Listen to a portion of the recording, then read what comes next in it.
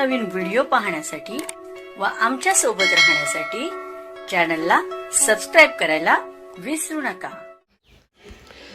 तर बघा काय शासनाने झाल्याच्यात काय म्हटलेलं आहे, शासकीय निवासी शाळांमध्ये तात्पुरत्या स्वरूपात तासिका तत्त्वावर नियुक्त केलेल्या शिक्षकांच्या तासिका दरात मानधनात वाढ करण्याबाबत सामाजिक न्याय विशेष सहाय्य विभागाअंतर्गत अनुसूचित जाती व नवबौद्ध मुलीकरता 100 शासकीय निवासी शाळा सुरू करण्याचा शासनाने दिनांक 1 जून 2006 मान्यता देण्यात आली आहे। सदर निवासी शाळांसाठी लागणारी 1989 पदे शासनाने 13 एप्रिल 2011 अन्वये उच्चस्तर समितीच्या मान्यता निर्माण करण्यात आली आहे। या निवासी शाळेमध्ये मोठ्या प्रमाणात शिक्षकांची पदे रिक्त असल्याने प्रवेशित मुलांचे शैक्षणिक नुकसान होणे म्हणून शालेय शिक्षण विभागाच्या 27/11/2006 तरतुदीनुसार नियमित शिक्षक नियुक्त होईपर्यंत संदर्भ क्रमांक 1-2 सामाजिक न्याय विभागाच्या शासन निर्णय तासिका तत्त्वावर तात्पुरत्या स्वरूपात 11 महिन्यासाठी नेमणूक करण्यास मान्यता देण्यात आली होती। दरम्यानच्या कालावधीत मागीचे प्रमाण वाढलं असल्यामुळे आर्थिक वर्ष 2019-20 निश्चित केलेले मानधन 2025-26च्या तुलनेत अत्यंत अल्प आहे। त्यामुळे शिक्षक उपलब्ध होण्यास अडचण निर्माण होत आहे। तसेच सामाजिक न्याय विभागाच्या शाळा निवासी स्वरूपाच्या असल्यामुळे शाळेत शिकवण्याबरोबर पूर्ण उपस्थित राहून दैनंदिन पर्यवेक्षक डे टीचरची भूमिका पार पाडावी लागते। तसेच अभ्यासात त्या इयत्तेमध्ये पूर्ण क्षमता प्राप्त न करू शकलेल्या विद्यार्थ्यांचे जादाचे तास घेणे आवश्यक असते। शाळेचा शैक्षणिक दर्जा वाढवण्याकरता गुणवत्तापूर्ण दर्जेदार शिक्षण मिळवण्याच्या अनुषंगाने तासिका तत्त्वावरील शिक्षकांना वाढीव मानधन देण्याची बाब शासनाने विचारली नव्हती। सामाजिक न्याय विशेष सहाय्य विभागाअंतर्गत शासकीय निवासी शाळेतील तासिका तत्त्वावरील शिक्षकांच्या तासिका दरात खालीलप्रमाणे मानधनात वाढ करण्याचा निर्णय घेतला आहे। माध्यमिक शिक्षक असेल तर पूर्ण अर्धा शिक्षक असेल तर 105 तास जर काम केलं तर 250 रुपये वाढवलेले आहेत। 250 रुपये घड्याळी तास। नंतर अपूर्ण अर्थधारक असेल 105 तास झाले असतील तर 225 रुपये घड्याळी तास।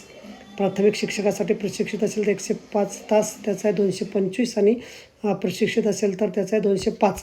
सदर तासिका तत्त्वावर शिक्षक वाढीव मानधन 2026-27 या शैक्षणिक वर्षापासून लागू राहील।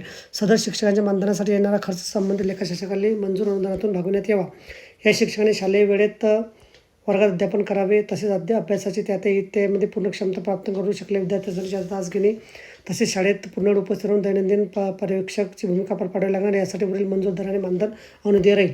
सामाजिक न्याय व विशेष विभागाच्या शासकीय निवासी शाळेतील घड्याळी तासिका तत्त्वावर कार्यरत असेल 2 जे शिक्षक प्रतिदिन 5 तास यापूर्वी तासिका पूर्ण करतात त्या शिक्षकांनाच वरीलप्रमाणे अनुसूचित मानधन अनुज्ञेय राहील।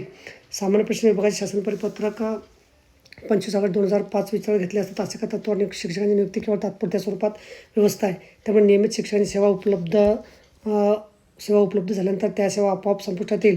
25/8/2005 शासन परिपत्रक तसे माननीय सर्वोच्च न्यायालयाच्या सिव्हिल अपील क्रमांक श्रीमती चंचल गोयल विरुद्ध राजस्थान शासन प्रकरणी 18/2/2003 रोजी पारित केलेल्या आदेशात स्पष्ट नमूद केले की मूळ नियुक्ती विविध मार्गाने केलेली असल्याशिवाय तसेच सेवा नियमित करता येणार नाही। सदर आदेशात असे स्पष्ट आहे की लोकसेवा आयोगाच्या कक्षेतील पदावर तात्पुरत्या स्थायी स्वरूपात नियुक्त केलेल्या कोणते कर्मचारी त्या पदावर किती सेवेत राहील तरी त्याचे काम करण्याचा हक्क सांगू शकत नाही। माननीय सर्वोच्च न्यायालयाच्या सदर निर्णयानुसार तासिका तत्त्वावर तात्पुरत्या स्वरूपात घेण्यात आलेल्या शिक्षकांच्या सेवा नियमित करता येणार नाही।